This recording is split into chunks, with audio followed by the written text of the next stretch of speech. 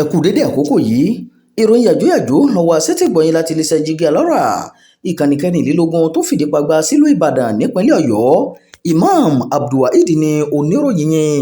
Àfúrásì tó ń ṣàgolo gun ọmọ olórin àsìkò Comfort ọmọge pa l'Ondo.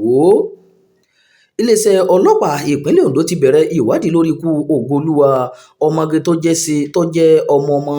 Iléeṣẹ́ ọlọ́pàá ìpínlẹ̀ Ondo ti bẹ̀rẹ̀ ìwádìí lórí ikú Ògoolúwa, ọmọge tó jẹ́ ọmọ gbajúgbajà olórin Comfort ọmọge tó ti di olóògbé.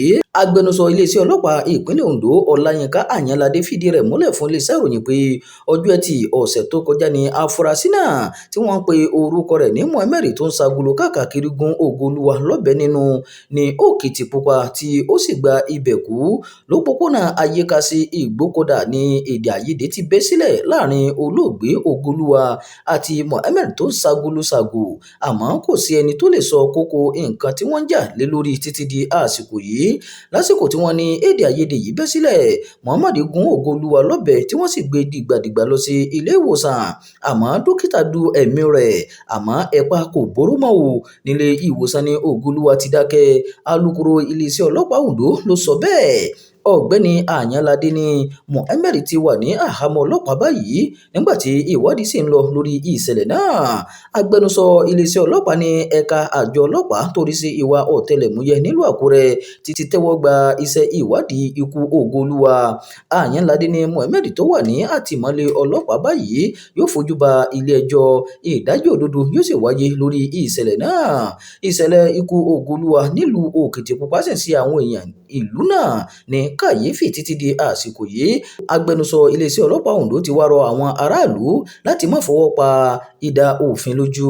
Ó ní kí wọ́n ké pe ọlọ́pàá tí àwọ̀ bá ṣẹlẹ̀ láàrin wọn àti ẹlòmíràn, wọ́n sì yàgò fún ìdájọ́ àtọwọ́dá.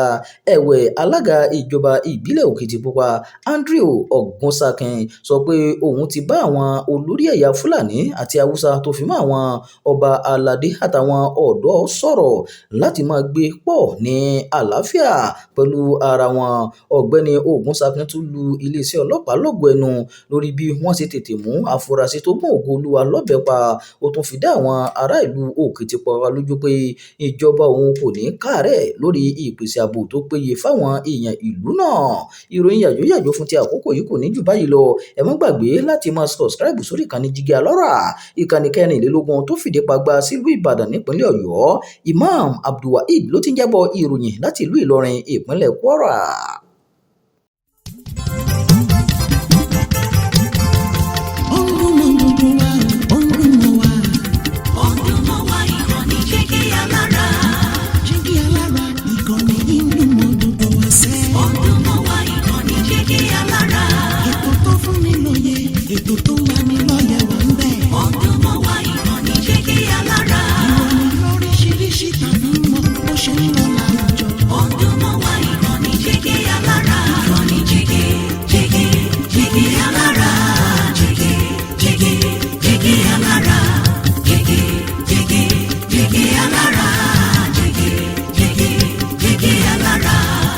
Ìkànnì Jígí Alárà kẹrìnlélógún, bàbá gbogbo.